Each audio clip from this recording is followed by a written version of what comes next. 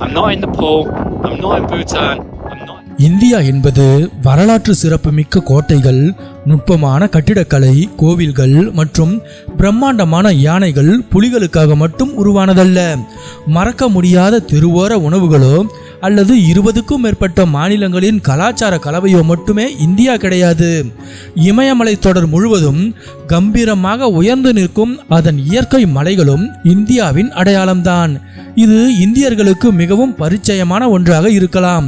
ஆனால் வெளிநாட்டினருக்கு இந்தியாவின் இந்த மலைப்பகுதிகள் இன்னமும் அறியப்படாத ஒரு பொக்கிஷமாகவே இருக்கின்றன. வைரலாகி வரும் ஒரு வெளிநாட்டவரின் வீடியோ இதைத்தான் உணர்த்துகிறது.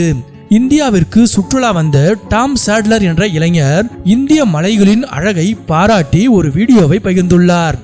மலைகள் என்றாலே பெரும்பாலான நாட்டினருக்கு இந்தியா நினைவுக்கு வருவதில்லை. ஆனால் இமயமலையின் பெரும் பகுதி இந்தியாவில்தான் உள்ளது என்பதை அவர் சுட்டிக்காட்டியுள்ளார். நான் நேபாளத்திலோ, பூட்டானிலோ, சுவிட்சர்லாந்திலோ அல்லது மலைகள் என்று சொன்னவுடன் உங்கள் நினைவுக்கு வரும் வேற எந்த நாட்டிலோ இல்லை.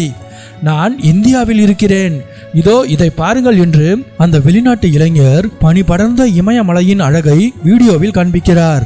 சில நேரங்களில் என் நண்பர்களிடம் இந்த மலைகளை பற்றி பேசும்போது இமயமலையின் பெரும் பகுதி இந்தியாவில் இருக்கிறது என்பதே அவர்களுக்கு தெரியவில்லை என்று தனது பதிவில் குறிப்பிட்டுள்ள டாம் சாட்லர், வெளிநாட்டினரால் இணையத்தில் அதிகம் காட்டப்படாத இந்தியாவின் இயற்கை மலைகள் இவை என்றும் குறிப்பிட்டுள்ளார்.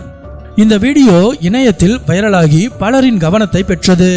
பெரும்பாலானோர் அவரது கருத்தை ஏற்றுக்கொண்டனர். சிலர் அவர் சென்று பார்க்க வேண்டிய வேறு சில இந்திய மலை பிரதேசங்களையும் பரிந்துரைத்துள்ளனர்.